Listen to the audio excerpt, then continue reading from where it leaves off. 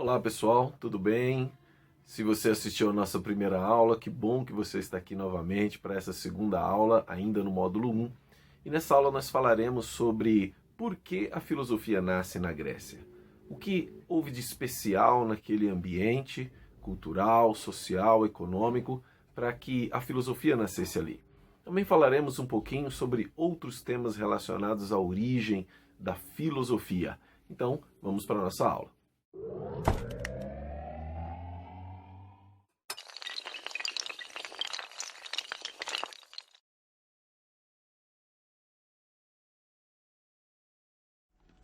Antes de nós começarmos, a gente só vai ter que conversar algumas coisas importantes aqui.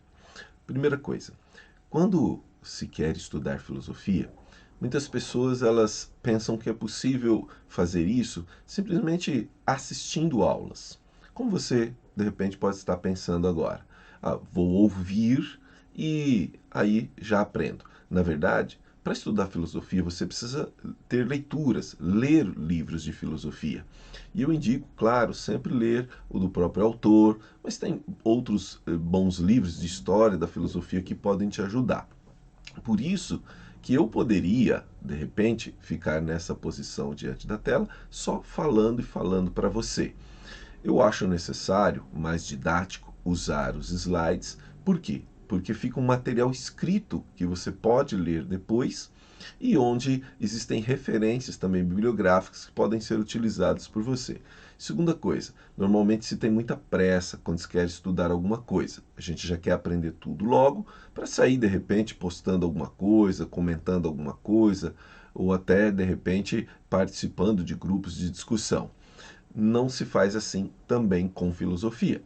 Precisa tempo, a gente precisa ter paciência para estudar esse conteúdo, para estudar todos esses pensadores. Já há muitos anos me dedico a isso e me considero um mero aluno de filosofia, sempre aprendendo, sempre aprendendo. Terceira e última coisa, é preciso perseverança. A gente precisa ter muita perseverança, não podemos desanimar. Às vezes a gente assiste uma aula, duas aulas, três aulas, daqui a pouco se cansa daquilo. E assim acontece com muitas pessoas. Conheço muita gente que começa muita coisa, mas nunca leva adiante, não termina por falta de perseverança. Assim como qualquer coisa na nossa vida, nós precisamos aprender a perseverar. Assim também se dá, obviamente, com o estudo de filosofia, com esse curso. Tenha então leitura, paciência, perseverança, que vai dar tudo certo, tá bom? Então vamos para a nossa aula aqui, porque nós precisamos continuar. Então nós vamos falar sobre esse tema. O gênio grego do mito ao logos. O que isso significa? Significa que, primeiro, a gente precisa entender por que a filosofia nasceu na Grécia, nasceu entre os gregos. Por que não nasceu entre outros povos? Será que outros povos não tinham sabedoria? A gente fala tanto de filosofia oriental. Será que essa filosofia não é anterior à filosofia grega? E outra coisa que vamos falar também na nossa aula é sobre essa transição do mito ao logos, ou seja, de uma consciência mitológica para uma consciência racional, e esse movimento acontece entre os gregos. No final da aula, darei uma breve fazer breves colocações e apresentações das principais disciplinas da filosofia. Existem muitas, mas eu coloquei só algumas principais para você ter um primeiro contato aí com os conteúdos ou as disciplinas dentro da filosofia. A filosofia ela não é simplesmente filosofia, mas ela se divide em vários ramos que precisam ser estudados muitas vezes separadamente, com um enfoque no filósofo a partir daquela disciplina, a partir daquele tema. Ok? Então nós vamos começar lendo um texto, né? Então é possível fazer filosofia sem leitura, disse agora há pouco. E esse texto ele vai falar do Bertrand Russell, um filósofo importante já do século XX, onde ele vai trabalhar a ideia da filosofia grega a partir do ponto histórico, né, de todo esse ambiente grego e essa genialidade grega que proporciona o surgimento da filosofia. E eu vou ler para você, e diz: em toda a história não existe nada mais surpreendente e nada mais difícil de explicar do que o relâmpago surgimento da civilização na Grécia. Grande parte daquilo que a civilização apresenta já existiu há milhares de anos no Egito e Mesopotâmia, e daí foi transmitido aos países vizinhos. Mas os gregos introduziram alguns elementos novos que estavam ausentes até então. O que eles alcançaram na arte e literatura é conhecido a todos, porém na esfera puramente intelectual ele é inédito. Os gregos inventaram a matemática, a ciência e a filosofia. Eles, pela primeira vez, escreveram história como oposição à anália. Eles raciocinam livremente sobre a natureza, o mundo e os fins da vida, sem ficarem presos nas correntes de qualquer ortodoxia herdada. O que aconteceu é tão surpreendente que até hoje as pessoas falam e observam com veneração a genialidade grega. Só pela leitura você já deve ter percebido, né, que os gregos, principalmente na arte, na área do intelecto, do conhecimento, eles desenvolveram coisas inéditas.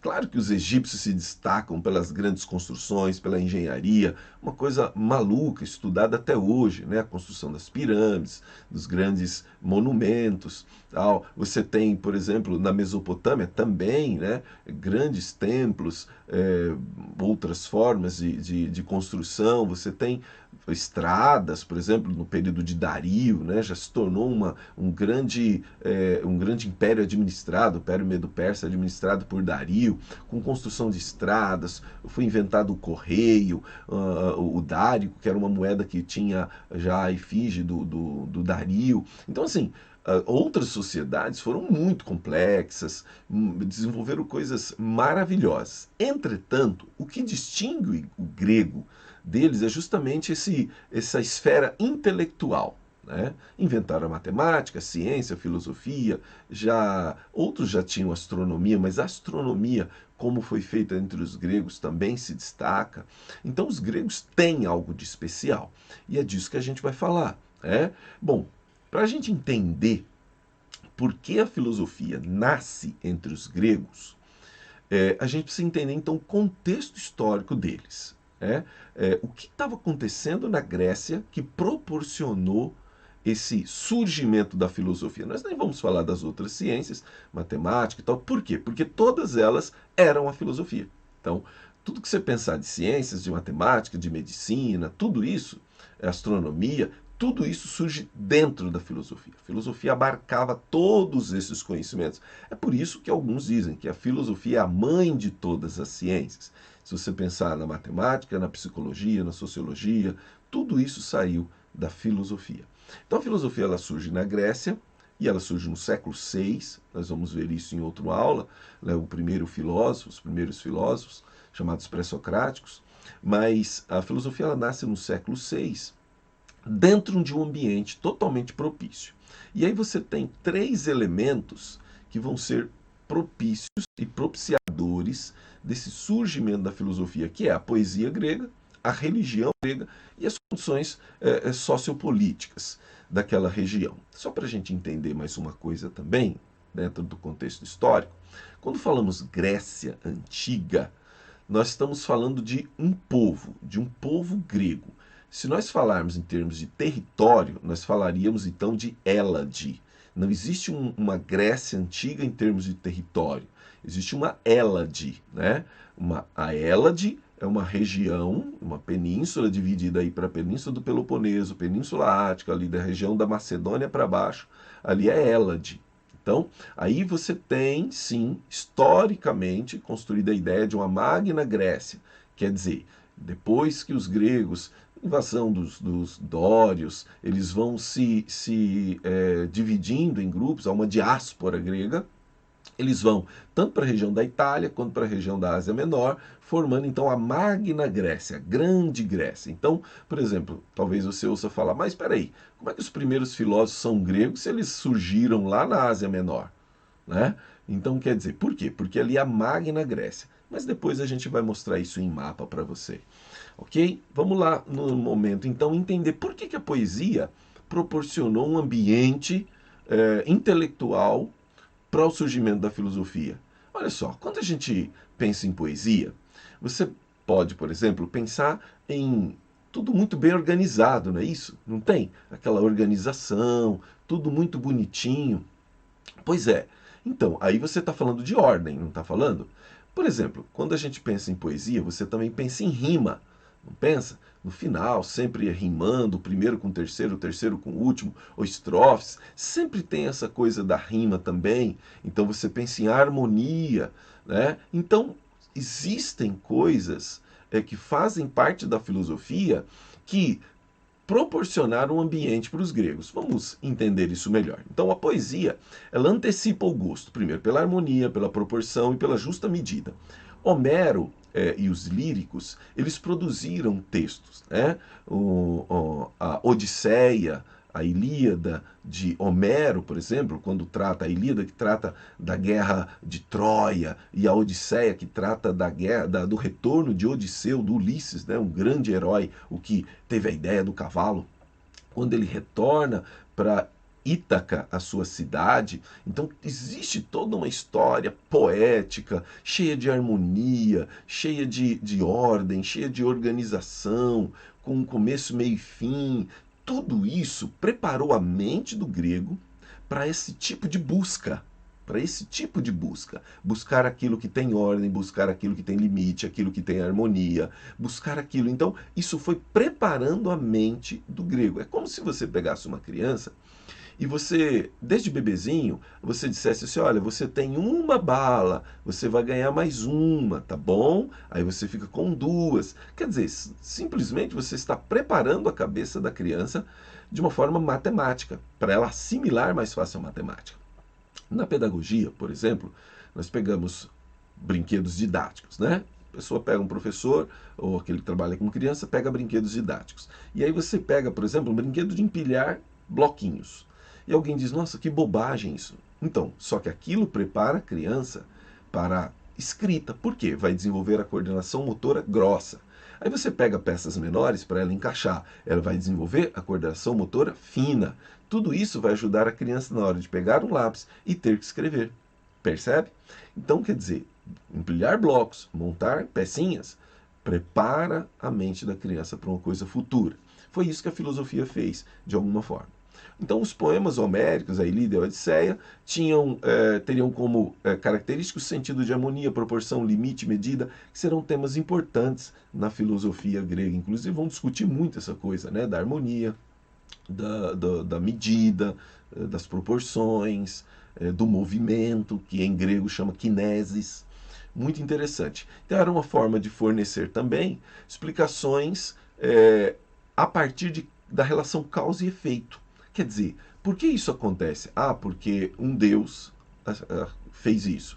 Por que aconteceu tal guerra? Por causa disso, disso, disso. Então, toda essa relação causa e efeito construída por Homero, pelos líricos, nos seus textos poéticos, prepara o grego para a ideia de que tudo precisa ter uma relação de causa e efeito. Claro que isso é inerente ao homem, né?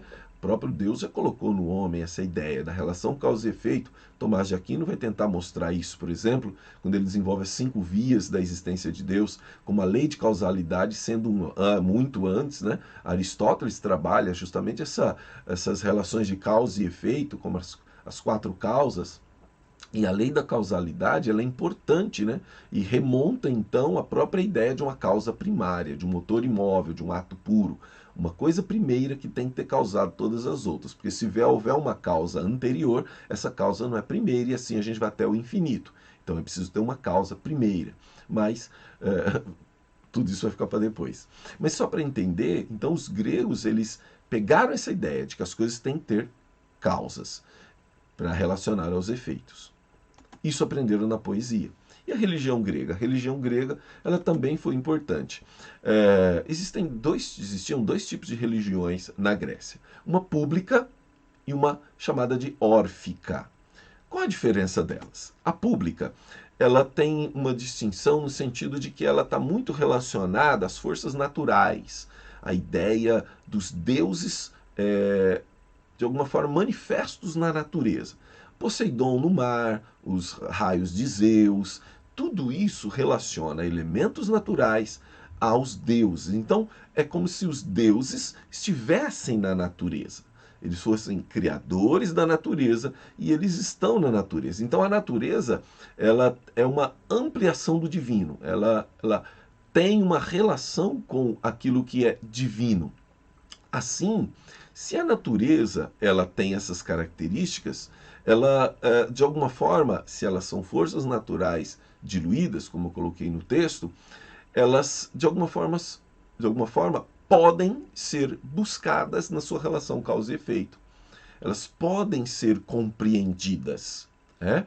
Se os deuses se relacionam, e a natureza é uma forma de diluição desses próprios deuses, uma manifestação desses próprios deuses, a natureza se relaciona com o homem de alguma forma, e o homem então se relaciona com a natureza. Então é possível haver um diálogo do homem e natureza. Mas tem uma outra coisa interessante que nós vamos falar depois, quando eu falar aqui da religião órfica, que é, a religião órfica considera o homem de modo dualista. Essa ideia de corpo e alma como uma forma dualista, ela nasce entre os gregos. E é muito perigoso, por exemplo, quando na fé cristã, isso a gente vai ver adiante, quando se estudar aí os filósofos neoplatônicos, eles levaram essa ideia, surgida já no pensamento grego, muito aprimorada por Platão e Sócrates, mas depois ampliadíssima entre os neoplatônicos, que vai levar essa relação corpo e alma a desdobramentos muito, muito intensos. Que quando chegar o momento a gente pode relacionar, inclusive, a própria ideia de machismo e superioridade masculina e inferioridade feminina, essa tese que acusam a Bíblia, né, de ser a mãe, que absolutamente não faz o menor sentido, mas ela encontra muito mais sentido na filosofia neoplatônica. Mas, mais uma vez, deixa para depois. São gostinhos que eu deixo aí na sua boca para a gente estudar depois. Então, ele considera de modo dualista a alma como imortal, né? É concebida como aí demônio, gente, cuidado, né? Dentro do grego, as palavras elas têm traduções que são muito mais amplas, né? A ideia de um próprio espírito que interfere no homem, né? Vamos deixar por assim agora. Que por uma culpa originária foi condenada a viver em um corpo entendido como túmulo e prisão. Então, para o grego, o corpo é ruim. O corpo, ele é aquele que produz o vício. Né? O vício seria o sinônimo de pecado. Produz o que é errado. E o que é bom no homem? A alma. Mas a alma, ela existe fora do homem, mas ela foi colocada no homem. Então, o corpo se torna uma prisão da alma. O corpo é ruim, a alma é boa. Se torna uma prisão para o homem. Então, se existe esse dualismo, nós vamos ver também desdobramentos disso, por exemplo, porque os gregos tinham dificuldade em receber o evangelho, por exemplo, em acreditar que Jesus ressuscitou. Peraí, se Jesus é Deus, como é que um espírito bom, uma alma boa, veio morar num corpo ruim, percebe? Então, a própria encarnação de Jesus já é um problema. E outra, ele morreu, beleza. Separou alma e corpo. Aí depois essa alma volta para esse corpo de novo. Loucura isso para um grego. Então, para o grego, isso não faz o menor sentido. Entendeu? Por conta dessa relação dualista de corpo e de alma. Então, mas esse pensamento, essas duas religiões, elas tinham uma coisa em comum, que é o fato de não ter um livro como a Bíblia, como o islamismo tem o Alcorão, não tinha um livro, não tinha sacerdotes, não tinha um tipo de estrutura que limitasse o pensamento, entende? Então, além, por exemplo, da religião pública, oferecer essa relação com a natureza e os órficos desenvolver essa relação de dualidade, de existem dois mundos, um mundo espiritual e um mundo material, o mundo da alma e o mundo do corpo, duas substâncias, né? Que é a alma e o corpo, uma imaterial e uma material. Tudo isso forneceu material para os gregos. E o fato dessas duas religiões não terem uma espécie de dogma pronto, não tinha estruturas prontas, não tinha a ideia de dizer aqui não pode fazer, isso assim não pode pensar, tudo isso deixou a filosofia livre para pensar. Os filósofos sentiram-se livres para dizer qualquer coisa, porque não existia essa coisa do pecado que proibia, por exemplo, tal forma de pensamento.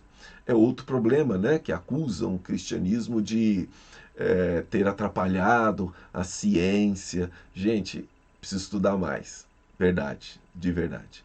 Peguem historiadores da ciência sérios e vocês vão ver que o ambiente cristão proporcionou, assim como esses elementos proporcionaram para a Grécia um desenvolvimento da filosofia, o pensamento cristão no Ocidente, eu não estou falando das determinações da igreja. Cuidado, se confunde muito. Né? Eu costumo dizer para meus alunos que a Idade Média não era teocêntrica. Esquece esse negócio de teocentrismo na Idade Média. Vai procurar nos livros, você vai ver que só vai achar teocentrismo. Não. O que havia era um eclesiocentrismo. A igreja era central. A igreja, com a sua interpretação de Deus, era central.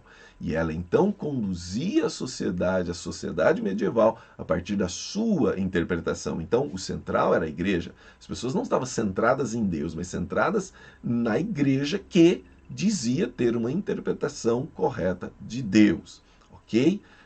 A gente pode dizer que quem tem uma vida teocêntrica é aquele cuja vida gira em torno da sua fé em Deus, da própria crença em existência de Deus, e assim essa fé na existência de Deus é o pressuposto central que guia a sua vida. Ok?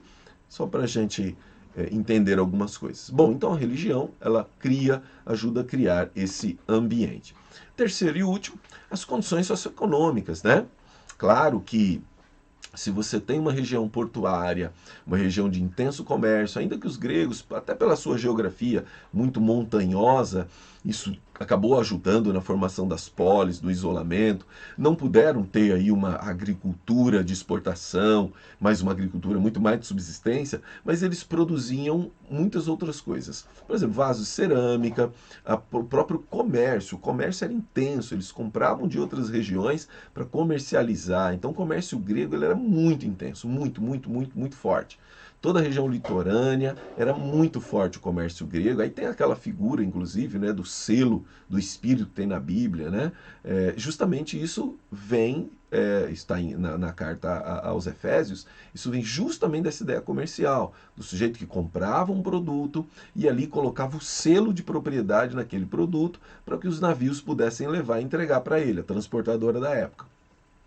A ideia do selo do Espírito Santo como um selo no cristão, é justamente essa ideia, né, de que aquilo que identifica a propriedade, né, a pessoa é propriedade de Deus. Então, isso traz justamente uma figura do comércio grego, que era muito intenso. Então, bom, os gregos alcançaram certo bem-estar e notável liberdade política, a começar nas colônias do Oriente e do Ocidente. Então, colônias do Ocidente, Itália, colônias do Oriente, Ásia Menor. Né? Então, eles tinham muita liberdade. De um certo momento, por exemplo, quando a Ásia Menor, boa parte dela era controlada pelos persas. Né? Mas, ainda assim, os gregos tinham liberdade, porque os persas, ao contrário do que às vezes a gente vê no filme, eles gostam de escravizar, muito pelo contrário, né? Os persas, principalmente o Ciro, também o Dario, eles tinham uma postura mais dominar, sim, você tinha que pagar impostos para eles, mas você poderiam viver tranquilamente ali. É mais ou menos aquilo que o filme Os 300 mostra, né? A gente só quer terra e comida, pão, água, aquela coisa, né? E vocês vivem em paz. Aí vem o Leônidas e mete o pé nos peitos, fantástica aquela cena, maravilhosa, aquela cena paga o filme, né? Mas é um filmaço, 300. Aconselho você a assistir. Então, todo esse ambiente de vamos pensar, cosmopolita, de receber gente, de trocas comerciais, de trocas culturais, também ajudou muito, né? Ajudou muito para que pudesse, então, alimentar esse gênio grego, com ideias, com reflexões, com conhecimento de pessoas, a própria liberdade política, obviamente, né? As pessoas tinham liberdade para construir liceus, para construir as suas escolas filosóficas, para viajar de uma região a outra ensinando. Então, também a relação com a polis, né?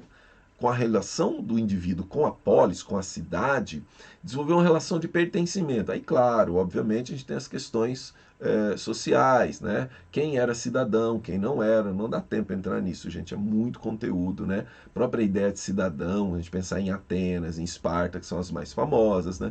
Cidadão era aquele sujeito que nasceu ali, viveu ali, faz parte das famílias tradicionais, grandes proprietários de terra, o resto o que é? Não é cidadão. E a mulher é cidadã, mas ela não tem direito, então ela não é cidadã. Cidadão era aquele que participa da coisa da polis, né? É aí onde surge inclusive o conceito de idiota, né? Idiota é o sujeito que não quer se envolver, ele pode se envolver, mas ele não quer, ele fica em casa, ele fica no idios, né? Ele é o idiota, não é xingamento. Então, o Aristóteles trabalha isso. Então, você identifica o indivíduo como cidadão, né? E isso está ligado ao quê? Ao aspecto ético da vida política.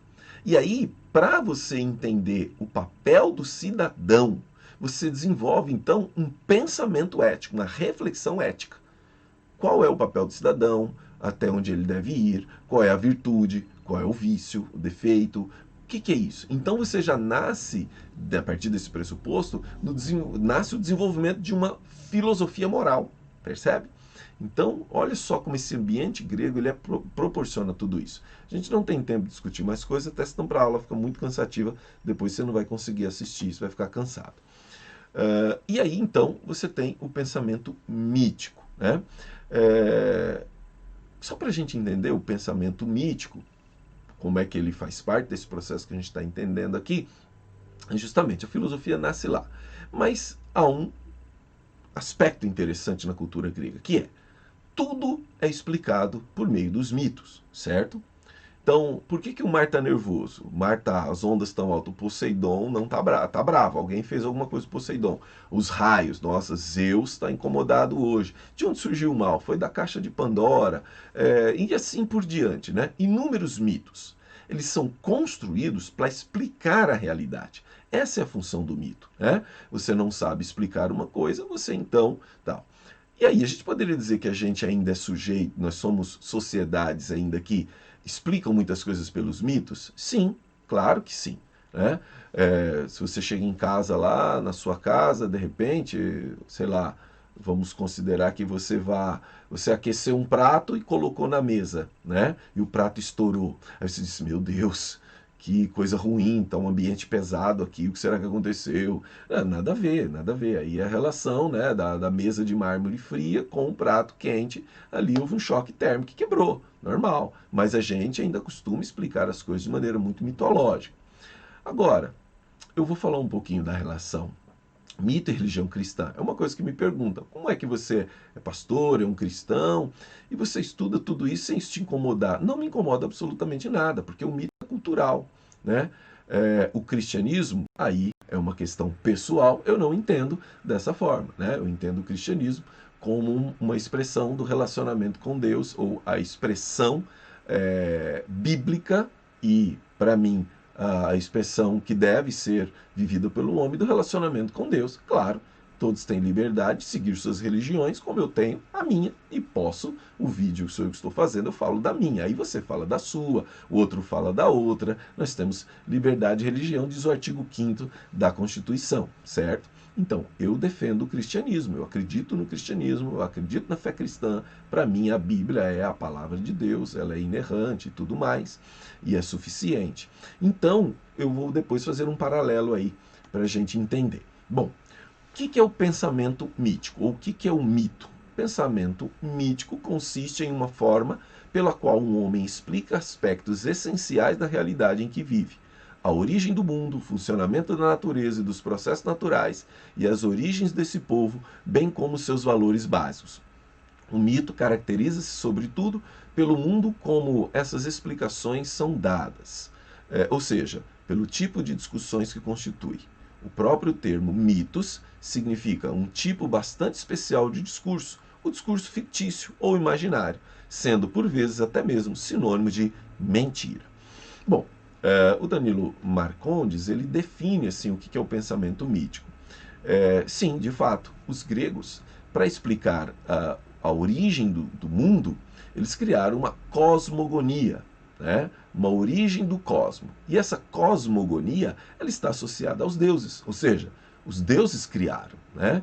Os Zeus, a Hera, tal, os titãs, todos eles criaram o mundo e eles sustentam o mundo. Então, quer dizer, é uma explicação mítica entre os gregos para explicar a origem do cosmos. E assim eles explicam coisas básicas da vida também, né? Coisas comuns do dia a dia. É uma expressão, a expressão mítica de explicar a partir dos mitos. Entretanto, na Grécia aconteceu o quê? Uma passagem desse modo de explicar a realidade mítico para um modo de explicar a realidade racional. Então a gente chama isso de passagem de uma consciência mítica a uma consciência filosófica, ou ainda, passagem do mito ao logos. Logos, no grego, quer dizer razão, discurso, estudo, por uma racionalidade. Então, quando eu passo a explicar as coisas não mais pelo mito, mas pelo logos, eu deixo de explicar as coisas a partir dessas imaginações, dessas histórias, para explicar o mundo de uma forma racional. Ok? Eu fiz aqui uma tabelinha bem simples, acredito que se você, dependendo de onde você está assistindo, você amplia aí, dá para você ler, mas tem aí uma diferença, características do pensamento mítico e características do pensamento filosófico. Né? Para mim ficou até pequenininho aqui, do lado onde eu posso ver, mas só sucintamente, né? Então o mito é a explicação dos fenômenos naturais, origem de um povo, aspectos, tal, a partir justamente de elementos e fatos fantásticos, né?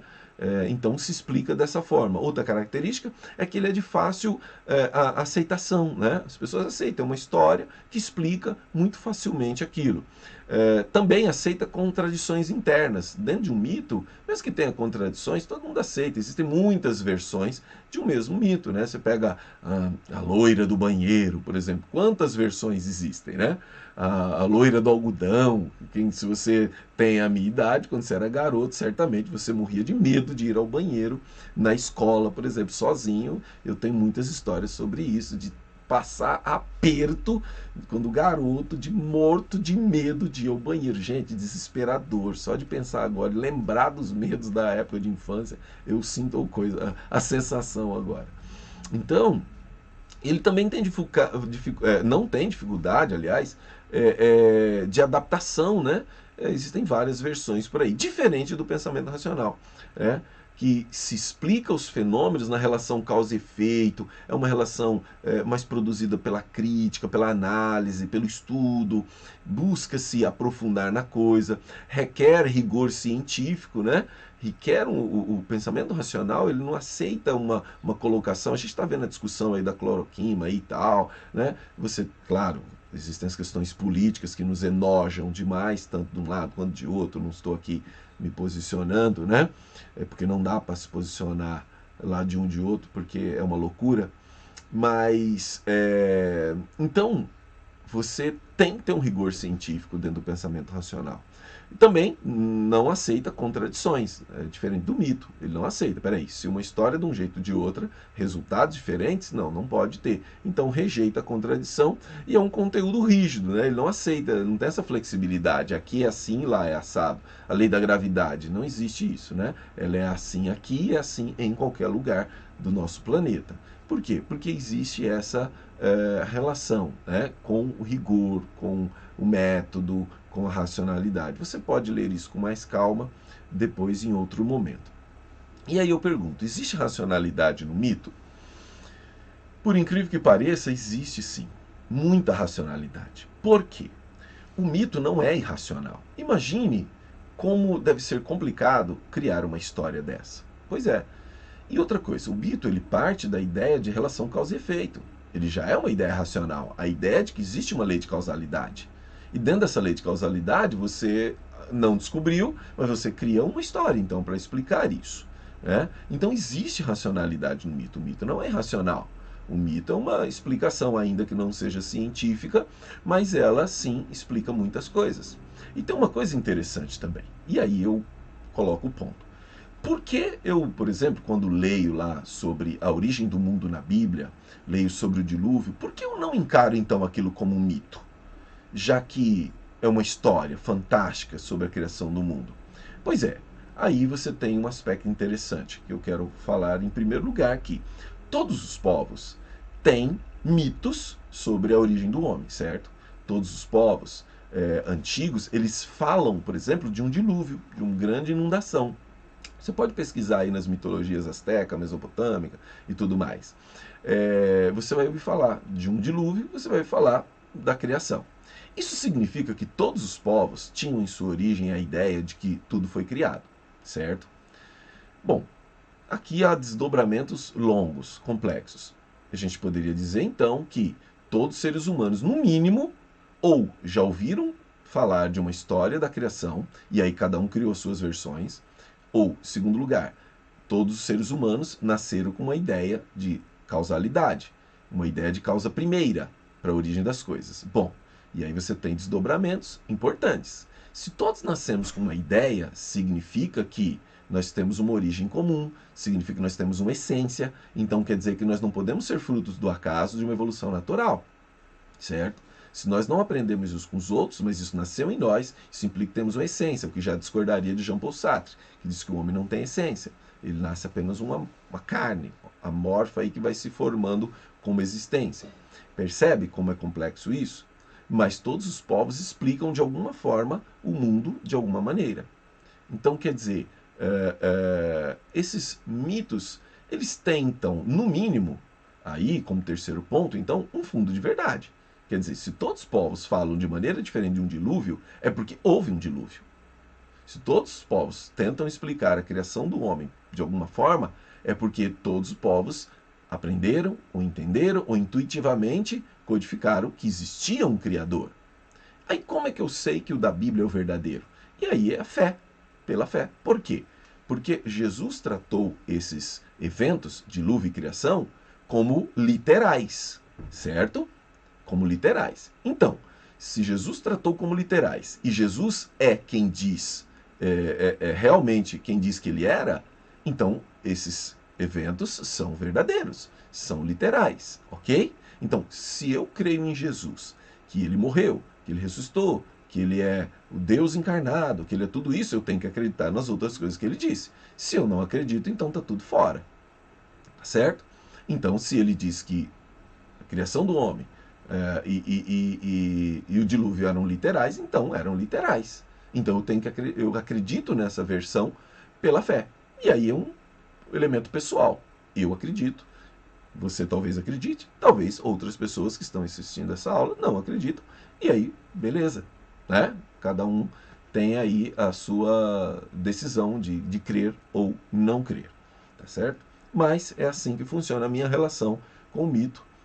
Não tem menor problema, muito pelo contrário, tanto que estudo filosofia sem o menor problema, sem o menor trava de consciência, muito pelo contrário, com a maior tranquilidade e naturalidade possível. Mito e realidade. Então, a cosmogonia são diversos mitos que explicam a criação. Nós falamos. Dilúvio. Inúmeras sociedades antigas têm como mitos ou lendas sobre um dilúvio, que significa que, de fato, houve um dilúvio. Eles só contam de forma diferente e a Bíblia teria, então, a versão verdadeira. Para a gente entender mais uma coisa importante, vamos só falar um pouquinho dos períodos da filosofia. Só para a gente entender que a filosofia ela nasce, mas ela não é igual toda a filosofia grega. E para a gente falar, vamos falar de 5 períodos básicos aqui. Período cosmológico e naturalista, é o primeiro período que a gente vai estudar já na próxima aula, né, sobre os pré-socráticos.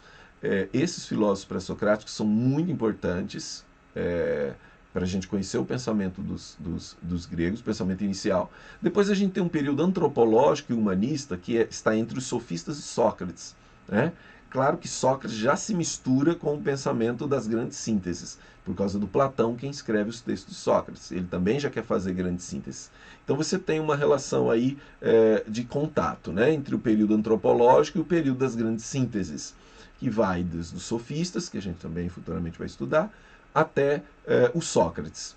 Quando você tem Aristóteles, você já tem puramente esse período das grandes sínteses, né?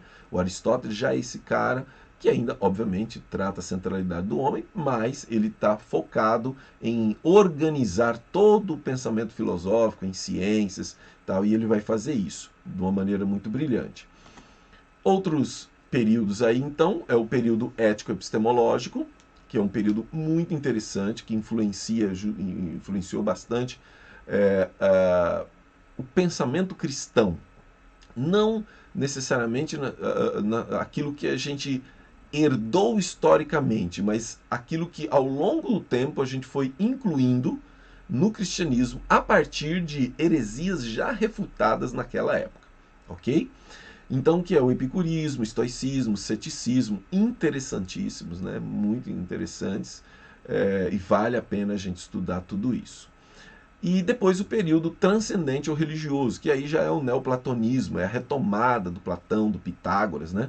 Pitágoras a gente pensa que era um matemático, mas era uma baita de uma religião, era uma seita, né?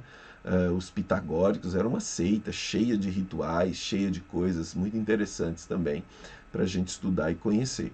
Então, esses períodos, claro que nós retomaremos tudo isso aqui em outras aulas, quando a gente, na próxima aula, a gente já vai retomar, explicar melhor o que é esse período cosmológico, o que é esse período da naturalista aí, e a gente vai explicar isso melhor, e aí já vai falar dos filósofos daquele período, tá bom? E áreas da filosofia, como eu prometi, para a gente então terminar a nossa aula. Áreas da filosofia, um breve resumo, por exemplo, a metafísica. A metafísica, ela é uma área da filosofia que estuda a ideia do ser, né? Das causas primeiras, como diz o Aristóteles, da filosofia primeira. Costuma-se falar metafísica como a partir da sua construção da palavra, né? O termo linguístico, metá no grego é além, algo que ultrapassa, né? Além. No física, natureza, né? Aquilo que é físico, da natureza.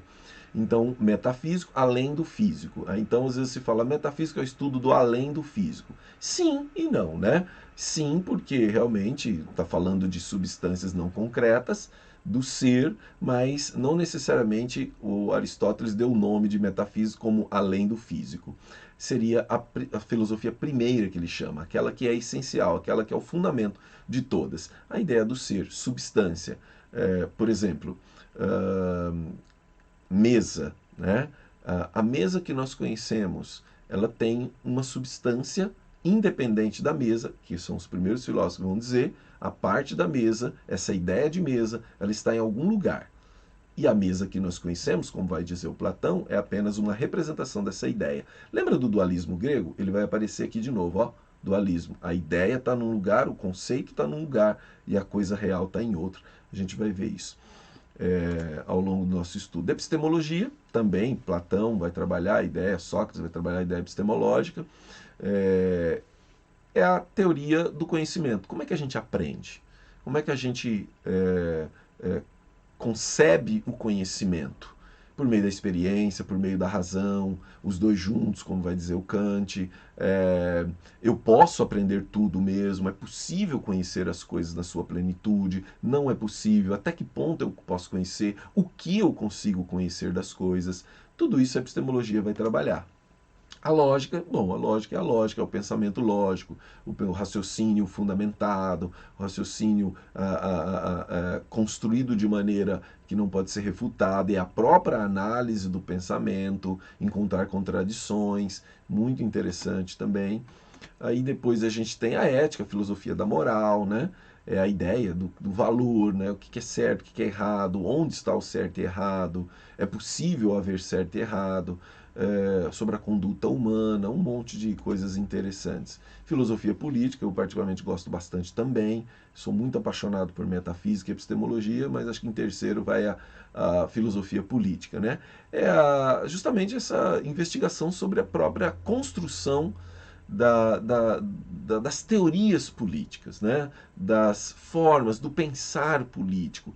Está fundamentado no quê? Da análise política.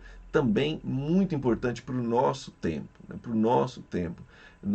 Onde eu dou aula, por exemplo, é a disciplina mais longa, a parte da filosofia mais longa, e a gente vai desde os gregos até a atualidade, discutindo, né, a partir de vários pensadores, a questão política. Muito interessante, muito interessante. Por último, a estética. Por último que eu coloco aqui, tá, gente? Mas tem filosofia da linguagem, filosofia da ciência, nossa, inúmeras áreas da filosofia. A estética, né, que não é pintar unhas, né, cortar cabelo, maquiagem. A estética é justamente o estudo do belo, né, o estudo da arte, o estudo daquilo que da relação do indivíduo com a arte, não é o estudo do quadro em si, né? Isso é outra área. Não é o estudo do traço da pintura, mas o que a arte causa no homem, da relação que o homem